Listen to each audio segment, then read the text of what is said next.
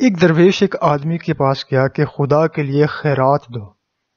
ایک درویش تھا، وہ ایک آدمی کے پاس گیا کہ خدا کے لیے خیرات دو۔ اس نے کہا بابا جی ٹھہر جاؤ، ابھی میں کام میں لگا ہوا ہوں۔ کافی دیر گزر گئی، اس نے پھر سوال کیا، کہنے لگا لو جی تھوڑا سا کام اور رہ گیا، کام سے فارغ ہو کے تمہیں دوں گا، ابھی میں مصروف ہوں۔ وہ درویش غصے میں آ گیا اور کہنے لگا کہ تم اتنے مصروف ہو تو مرو گے کیسے؟ اگر تم اتنے مصروف ہو تم مرو گے کیسے؟ اس آدمی نے جواب دیا جیسے تو مرے گا۔ درویش نے کہا دیکھو میں تو یوں مروں گا۔ یہ کہنے کے بعد درویش نے کیا کیا؟ درویش نے ایک چادر بچھائی، کلمہ پڑھا اور مر گیا۔ اور ساتھ ہی اس آدمی کو یہ پیغام دے دیا، یعنی کیا پیغام دیا کہ ہماری موت تو اتنی آسان ہے، تو بتا کیسے مرے گا۔ پیغام بھی دے دیا اور خود دنیا سے بھی چلے گئے۔ درویش نے ایک چادر بچھائی، کلمہ پڑھا اور مر گیا۔ اور پیغام کیا دیا کہ ہماری موت تو اتنی آسان ہے، تو بتا کیسے مرے گا۔ درویش کے بننے کے بعد اس کو خیال آیا اور اس پر اتنی ہیبت طاری ہو گئی کہ ساری دکان لٹا دی اور ہر شے چھوڑ چھاڑ کے جنگلوں میں چلا گیا۔ اتنی ہیبت طاری ہوئی۔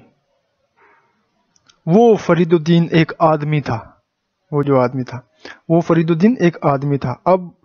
اب وہ فرید الدین عطار ہو گئے، ان پر راز آشکار ہو گیا اور مخفی آشکار ہو گیا۔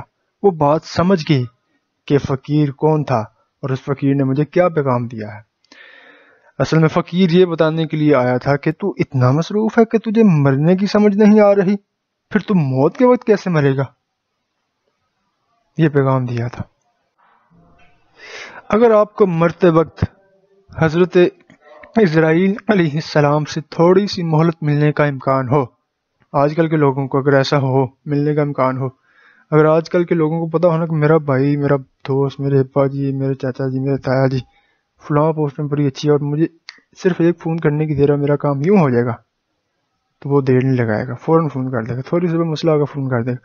اسی طرح اگر آپ کو مرتے وقت حضرت اسرائیل علیہ السلام سے تھوڑی سی مہلت ملنے کا امکان ہو تو آپ اسے بھی یہ کہہ دو گے کہ ٹھہر جاؤ، ابھی 2-4 خطوں کا جواب دینے ہیں، کسی کے پاس جانا ہے، آج تو فنکشن ہے، شادی ہو رہی ہے، ذرا چابیاں دے لوں چابیاں اور وصیت نامہ لکھ دوں، میرے ایگزام ہیں، میرے دوست ہیں، ابھی تو میں نے جاب کرنی ہے، ابھی تو میری شادی بھی نہیں ہوئی، ابھی تو میں نے بہت سارے کام کرنے، ابھی تو میں نے پاکستان کی سیر کرنی ہے، تو پوری دنیا کی سیر کرنی ہے، ابھی بہت سارے کام ہیں۔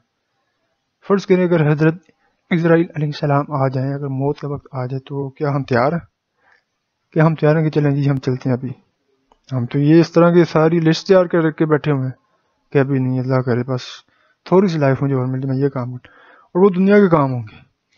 اگر تو یہ ہوگا میں نے دین کا کام کرنا ہے، اللہ مجھے اتنی مہلت دے کہ میں دین کا یہ کام کر دوں، پھر تو بہت اچھی بات ہے، یہ اچھی نیت ہے۔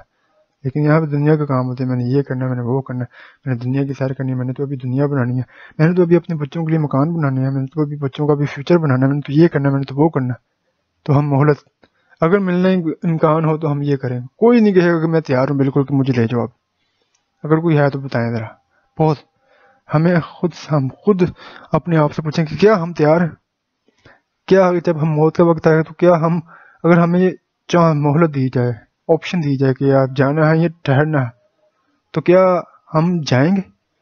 یہ ہم خود سے سوچیں، ہمارا نہیں خیال کہ کوئی اتنا جائے گا، کیونکہ نہیں ابھی تو میں نے بہت سارے کام کرنے، ایسا کریں آپ تھوڑی دیر تک آئیے، تھوڑے سالوں بعد، کچھ سالوں بعد آئیے گا، ابھی تو بہت سارے کام ہے، ابھی تو یہ ہے وہ ہے۔ یہ حال ہے آج کل کے لوگ، کوئی بھی جانے کے لیے تیار نہیں ہوگا، مگر موت کی تکلیف کا ادراک رکھنے والے معرفت الہی کو پا جاتے ہیں، اور جن کو اس کا ادراک نہیں ہوتا، جن کے پاس معرفت الہی نہیں ہوتی، پھر وہ دنیا کی طرف لگے رہتے ہیں، وہ کہتے ہیں بس دنیا دنیا دنیا، دوسروں کو کیسے دھوکہ دینا ہے، دوسروں سے کیسے آگے نکلنا ہے، کس طرح دنیا کمانی ہے، اور پھر کس طرح اس دنیا پہ فخر کرنا ہے اور دوسروں کو نیچا دکھانا ہے۔ حضرت واصف علی واصف اپنے کلام میں لکھتے ہیں کہ واصف مکتا ہے کہ واصف دیار عشق میں لازم ہے خاموشی، مر کر بھی لب پہ آئے نہ ہرگز گلے کی بات۔